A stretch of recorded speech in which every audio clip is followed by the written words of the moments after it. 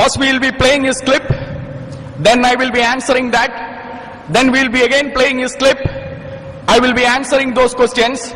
We will not be playing the entire CD. We will be only playing those which pertains to Christianity. That CD is almost 1 hour 14 minutes, but we will be playing hardly 40 minutes because rest of the CD he is speaking about the 5 pillars of Islam, which I don't have anything to say. But when he asks us the question about the Christian faith, we will be playing that CD and we will be responding to that. There will be 4 sections. First section we will be playing about his claims and assumed similarity between the Christian faith and the Islamic faith. The clip 2 will be mission of Lord Jesus Christ. Was it limited only to the children of Israel?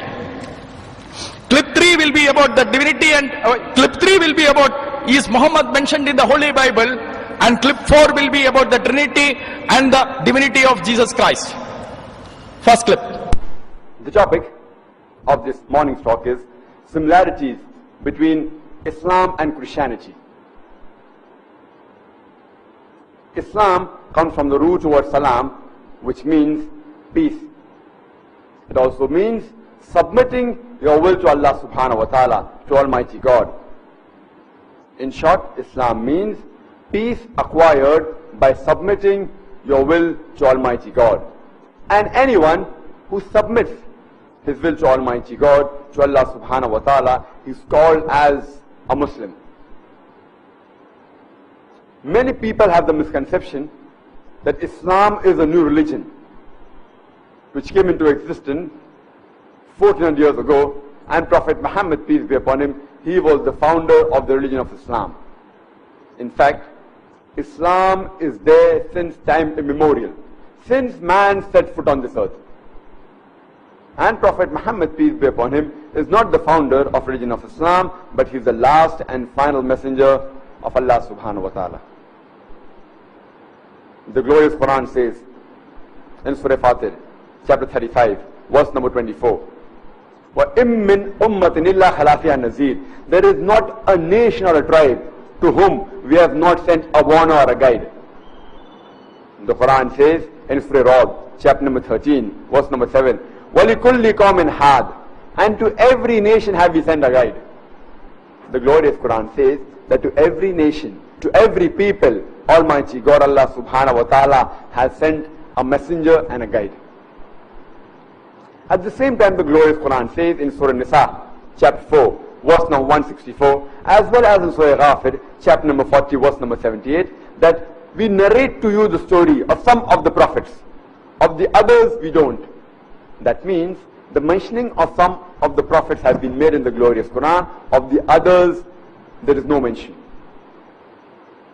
By name, there are 25 messengers mentioned in the glorious Quran, like Adam, Noah, Moses, Ishmael, Isaac, Moses, Jesus, Muhammad, peace be upon them all. By name, 25 are mentioned. And Islam is the only non-Christian faith which makes it an article of faith to believe in Jesus, peace be upon him.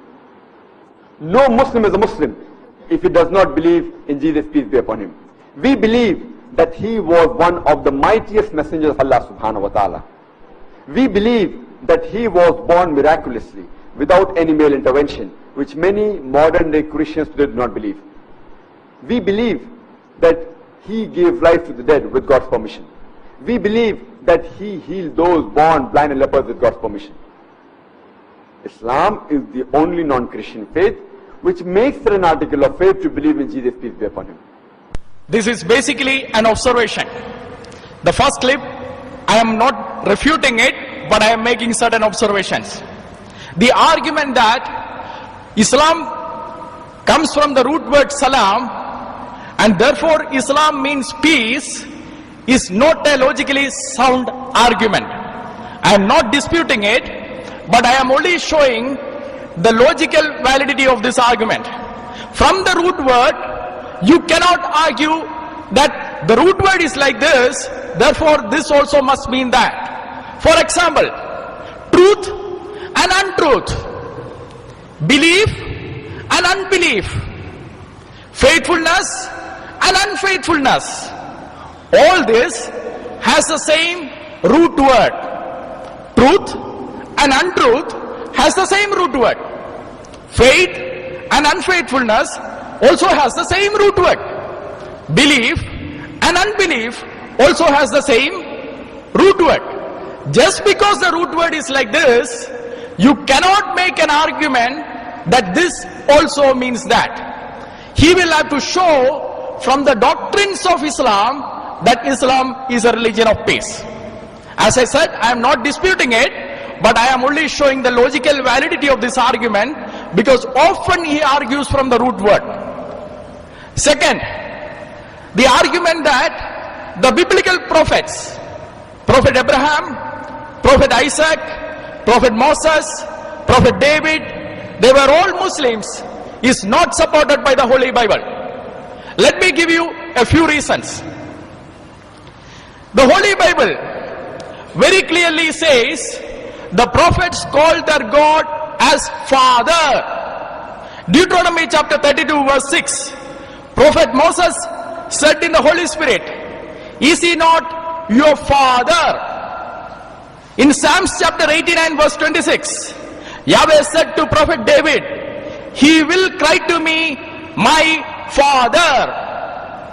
Isaiah chapter 63 verse 16, Prophet Isaiah spoke in the Holy Spirit, "You are our Father." Jeremiah chapter 3 verse 19, Yahweh said, "And I said, you shall call me my Father."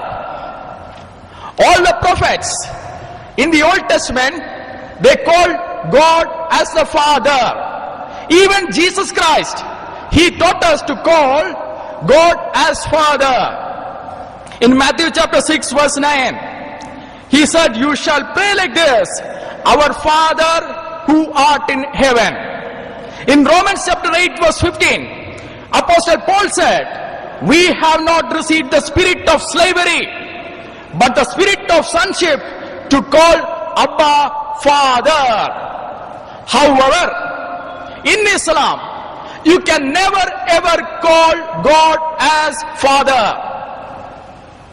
In Surah chapter 5 verse 18, Quran chapter 5 verse 18, Allah of the Quran rebukes the Christians and the Jews for saying, "We are the children of Allah."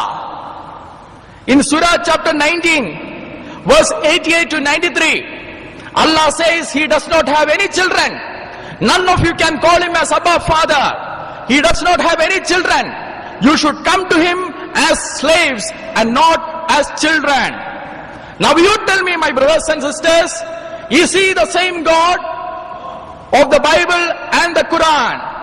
Not at all. Second, belief in the Jesus Christ. He said Islam is the only religion on the face of the earth which makes it an article of faith to believe in Jesus Christ. That is factually wrong.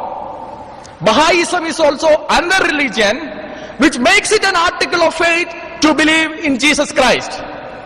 However, the issue here is whether they are believing the same Messiah which the Old Testament had prophesied and New Testament has recorded. Are they believing in the same Messiah which the Old Testament, which the Torah has prophesied, and the Injil, that is the New Testament, has recorded? Let me show you why this is important. In 2 Corinthians chapter 11 verse 4 and 13 to 14, 13 and 14, the Holy Bible clearly warns us that another Christ can be preached by an angel who appears to be an angel of light. Holy Bible warns us that another Christ can be preached. So we must be very careful when the people say that we believe in Jesus Christ. Let me give you some of the uniqueness of the Jesus or the Messiah of the Old Testament and Messiah of the New Testament. In Micah chapter 5 verse 2, Messiah's existence is said to be from eternity. Micah chapter 5 verse 2, it says, "O you Ephraim Bethlehem, out of you shall come the ruler of the Israel, whose origins are from old and ancient." In Isaiah chapter 9 verse 6, it says, unto us a child is born, a son is given, the government will be upon his shoulder, his name shall be called Wonderful Counselor, Mighty God, Everlasting Father. His origins are from old, he is everlasting. This is the prophecy about the Messiah in the Old Testament. And when Jesus came in the New Testament, he very clearly said, John chapter 6 verse 38, I have come down from heaven. Just as we read in Exodus chapter 3 verse 8, Lord says, I have come down from heaven. Jesus says in John chapter 6 verse 38, I have come down from heaven. In John chapter 6 verse 61, he says, Son of Man will ascend to where he was before. In John chapter 8 verse 58, Verily, verily, I say unto you, before Abraham was I am.